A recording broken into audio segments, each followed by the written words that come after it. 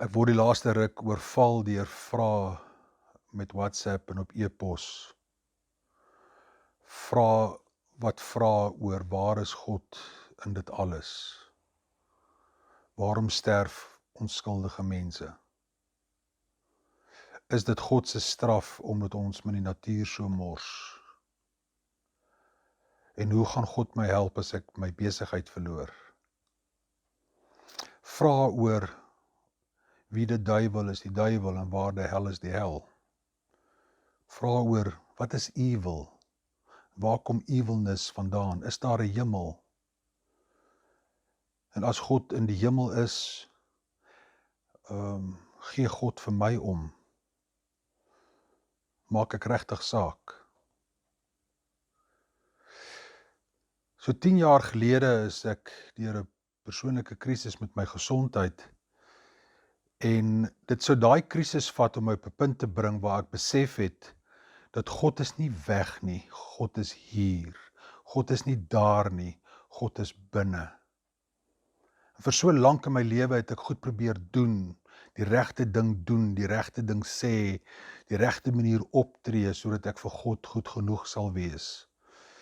En het ek persoonlik ervaar in my eie lewe, in my vel, my gedagtes, dat God is altyd by my, God is in my, God is so deel van my as my asemhaling.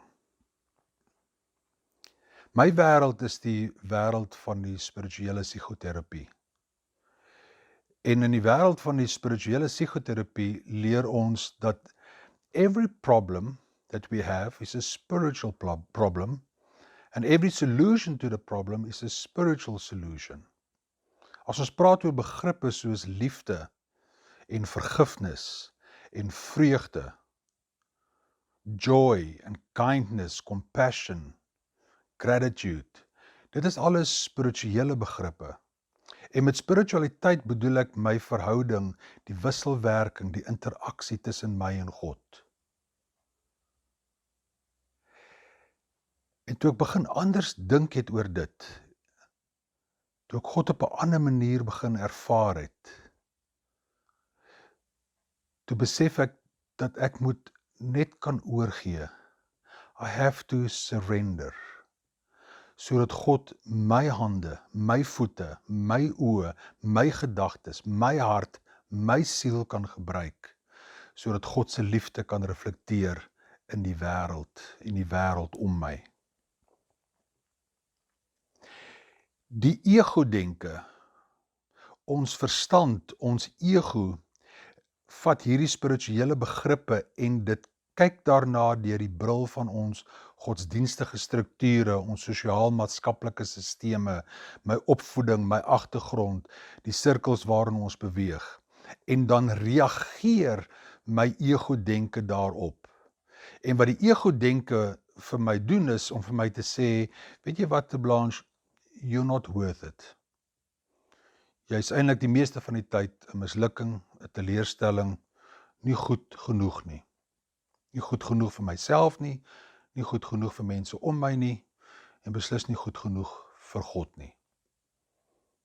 Dis die wêreld van ego-denke, en in die wêreld van spirituele psigoterapie weet ons dat evil kom ook nie van buite af nie, evil kom van binne. Vir my is evilness mense wat gewoon patologies siek is.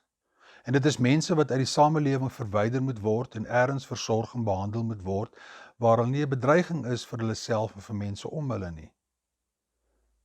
So evilness vir my is nie 'n Satan of 'n duiwel van buite nie, maar is gewoon deel van ons patologie en deel van ons siek wees. Dit is interessant dat as Jesus bid, verlos ons van die bose, deliver us from evil, is die Griekse woord wat gebruik word daar is poniros.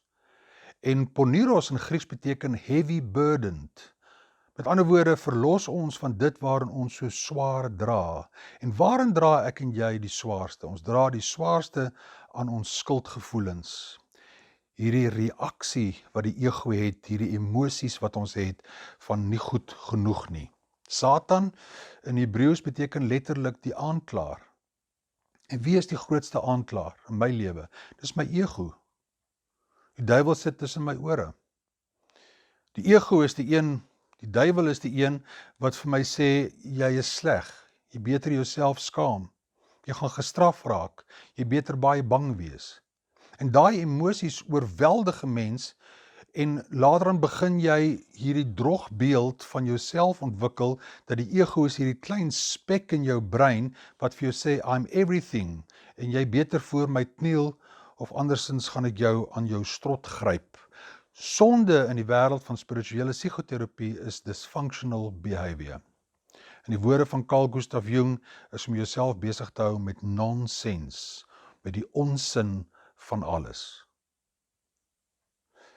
So as evilness, die evilness is wat ons doen, as dit kom vanuit ons patologiese siekte, of as dit gebore word vanuit my ego-denke en al my reaksies wat ek het, en my die hele tyd dompel in skuldgevoelens en vrees, wat is die oplossing? Wat is die teenoorgestelde van dit? En dit is hemel. Hemel is die teenwoordigheid van God. Hemel is waar ons liefhet. Hemel is waar ons eenheid met God onthou, ons eenheid met mekaar.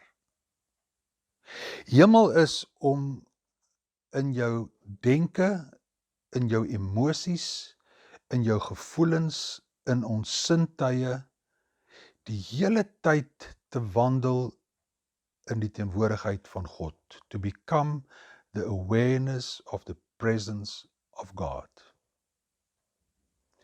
So as ek na hierdie vrae kyk wat mense stuur, en ek moet eerlik daaroor wees, dan wil ek vandag met jou deel dat karma is nie een of ander straf, is nie 'n soort van 'n afrekening nie.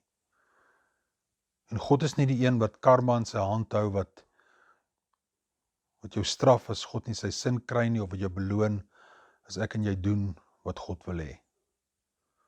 Karma is deel van die planmatigheid waarmee die hele kosmos werk. Dis 'n planmatigheid van aksie en reaksie, van oorsaak en gevolg. As ek in die gat val, dan is dit nie omdat ek 'n slegte mens is nie. Dit is nie omdat ek dit verdien nie. Ek val in die gat want dit is donker. Of ek kyk nie waar ek loop nie, of ek is dronk. En in ons aksies en ons reaksies het ek en jy altyd 'n keuse hoe ek gaan reageer. Ek het nie altyd 'n keuse wat met my gebeur nie, maar ek het altyd 'n keuse hoe ek daarop gaan reageer. Kom ons word stil in hierdie dae, in hierdie nagte, in hierdie ure van isolasie. Kom ons luister meer as wat ons praat. Kom ons word sagter met onsself en ons geloof en ons verhouding met God. Om die hele tyd te wil reageer vanuit jou ego-denke, maak dit ons meer bygeloof het as geloof, meer twyfel as hoop, meer vrees as liefde. Kom ons word stil met ons vrae, as ons die stem van God elke dag hoor wat sê, kom uit die hel, my kind, dit is nie jou plek nie. Kom terug na die hemel. Kom baai, kom dans in my teenwoordigheid, in my liefde, in my goedheid en guns vir jou. Kan ek vir ons afsluit met 'n gedig van Lina Spies, die geloofsbelydenis van 'n afvallige. Ek glo in die skepende God van die wordende heelal, wie se naam te heilig was om uit te spreek, Jahwe, die God van Israel, wat 'n vader geword het vir Jesus van Nasaret, die wonderskone boodskapper van die onmoontlike liefde, deur wie God my vader, maar ook my moeder is. Ek glo in die Heilige Gees wat mense ten alle tye inspireer tot werke wat die stempel dra van die ewige. En ek glo dat, omdat ek lewe, ek aan alle lewendes sorg en deernis verskuldig is. En ek glo dat as ek sterf, dat ek opgeneem sal word in die vernuwing en verval, en dat die lewe triomfeer in elke geboortekreet, omdat die lewe magtiger is as die dood. Kan ek vir ons 'n gebed doen?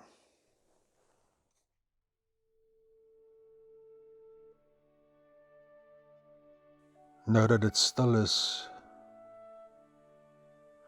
hoor ons U beter. Nou dat ons ophou jaag en ophou skarrel, het ons tyd om ons intensies en ons gedagtes te fokus.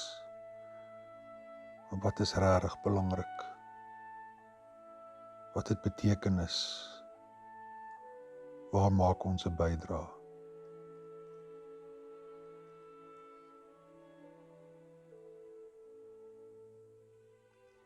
Ons maak ons harte en ons hande oop. Ons gee dit vrymoedig vir U, sodat U liefde, U goedheid, U lig, U lewe deur ons kan breek.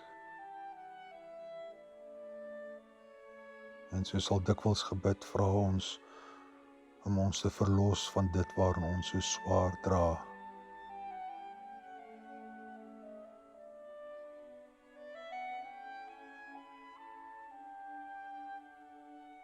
Verlos ons van ons vrees, ons bang, ons onsekerheid. Laat ons die geskenk van hierdie seisoen van isolasie, laat ons dit met al twee hande aangryp, om onsself weer in lyn te kry, nie langer ons doel te mis, ons teiken mis te skiet nie, nie langer onsself besig te hou met onsin nie, maar in gedagtes, veral ons reaksies, dat dit opnuut gebore sal word vanuit U, wat in ons is en by ons is, en wat ons ervaar en ons lief hê. Ons dankie dat ons op hierdie plek is, dat ons in hierdie tyd, in hierdie spasie is. Ons gee met vrymoedigheid onsself oor aan U. Laat ons vandag op die voete van engele dans. Amen.